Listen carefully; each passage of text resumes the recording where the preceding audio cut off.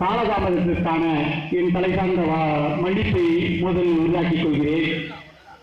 இவ்விழாவினை ஏற்பாடு செய்து நடத்துவதற்கு இந்த பள்ளி வளாகத்தை நமக்கு அளித்த தலைமை ஆசிரியர் மற்றும் இப்பள்ளி ஆசிரியர் பெருமக்களுக்கு நன்றியை தெரிவித்துக் கொள்கிறேன்.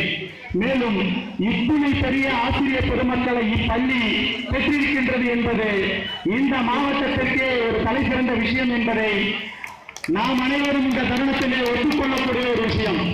இப்ப நீங்க பாத்தீங்க அப்படின்னா எல்லாமே சுயநலம் மிகுந்த வாழ்க்கையா வாழ்ந்துட்டு இருக்காங்க. இத்துணை பெரிய ஆசிரியர்கள் எத்தனை பெரிய மனிதர்களை உருவாக்கி இருக்கிறார்கள் சமுதாயத்திற்கு என்றால் விரலிட்டு எண்ண முடியாத அளவிற்கு உருவாக்கி இருக்கிறார்கள். அப்படி என்பதிலே எந்த விதமான மறுப்பும் கிடையாது. அவர்களுக்கு என் சிறம் தாழ்ந்த வணக்கத்தை பெண்களப்பாளர்களுக்கு உறுத்தாக்கிக் கொள்வது பெருமிதம் கொள்கிறேன். மேலும் உங்களிடையே ஒரே ஒரு நிமிடம் மட்டும் நன்றி வரை கூறி இவ்விழாவை முடிக்க நான் முயற்சி செய்கின்றேன். இவ்விழாவிற்காக மதிய உணவு தயார் செய்யப்பட்டுள்ளது. அத்துணை நண்பர்களுமே அவ்வுணவை அருந்திவிட்டு போனால்தான் இவ்விழா சிறப்பு பெற்றதாக அமையும் என்பதை பெருமையோடு கூறிக்கொள்வது என் கடமையாக இருக்கின்றது. மேலும் இந்த விழா முழுக்க முழுக்க நடைபெற்றது உங்களால் மட்டுமே. அன்பு நண்பர்களே, அன்பு ஆசிரியர் பெருமக்களே, உங்களிடம் ஒரே ஒரு வார்த்தை என்னவென்றால், நேற்று என் வீட்டில் என் மனைவி கேட்கிறாள், இந்த விழாவை நடத்த வேண்டிய அவசியம் என்ன? நான் அவருக்கு ஒரே பதில் கூறினேன். நாம நடந்து போயிட்டே இருக்கோம், ஒரு முள் இருந்தது, அந்த முள்ளை எடுத்து பக்கத்துல போட்டா அடுத்தவங்களுக்கு குத்திக்குவோமா குத்திக்காதான்னு யோசிச்சு யாருக்கும் குத்தாத இடத்துல போட்டா அதுதான் சமுதாயத்துக்கு நாம செய்யற இம்பாக்ட் அப்படின்னு சொன்னேன். அதை பார்த்த உடனே சரி நீங்க செய்யுங்க அப்படின்னாங்க. அன்பு தம்பி பாலாஜி இங்க பேசுறதுக்கு முன்னாடி நான் 5 வாட்டி சொல்லிருப்பேன், தம்பி இது பெரிய பெரிய ஆட்கள் இருந்திருக்கக்கூடிய அவை, இந்த இடத்துல ஒரு வார்த்தையில் கூட பெறக்கூடாது, தவறுகள் ஆகக்கூடாது, அவர்கள் இங்கு வரவழைக்கப்பட்டு மன வருத்தத்தோடு செல்லக்கூடாது, நீ அவ்வாறுதான் பேசணும் அப்படின்னு உண்மையிலே என் மனம் திறந்து கூறுகின்றேன். என் மனதில் உள்ள அனைத்து விஷயங்களையும் அடிப்படையாமல் உங்களுடைய பதிவு செய்திருக்கின்றான் என் அன்பு தம்பி பாலாஜி.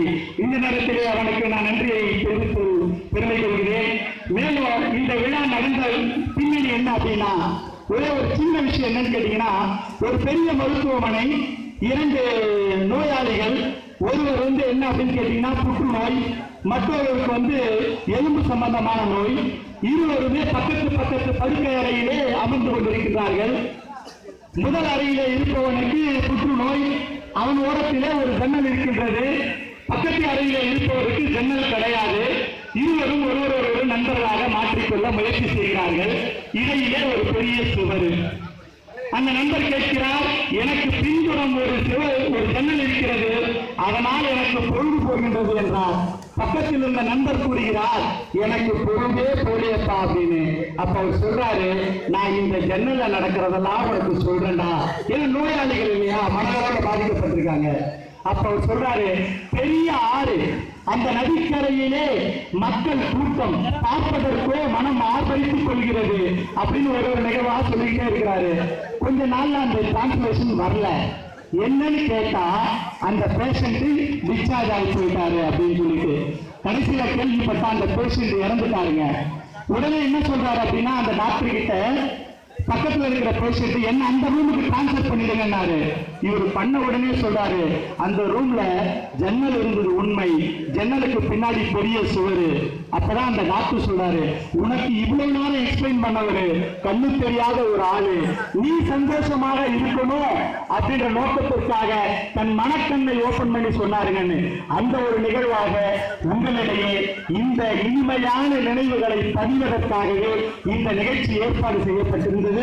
இந்த ஏற்பாடு செய்வதற்கு உதவி புரிந்த தலைமை ஆசிரியர், பள்ளியில் பணியாற்றும் ஆசிரியர் பெருமக்கள் மற்றும் எல்லோருக்கும் மேலான செங்குட்டுவன், வழக்கறிஞர் ரமேஷ் மற்றும் எக்ஸ்னோரா அமைப்பை சேர்ந்த இளம் சிங்கங்கள், கே சிவகுமார் என்பவர் மிகப்பெரிய அளவில் உதவி செஞ்சிருக்காங்க. மேலும் நமக்கு வழித்துணையா இருந்த சீனிவாசன் மற்றும் சுரேந்தர் இந்த நிகழ்வுக்கு தம்முடைய பேப்பர்ல எல்லா இடத்துலையும் விளம்பரம் கொடுத்திருந்தாருங்க.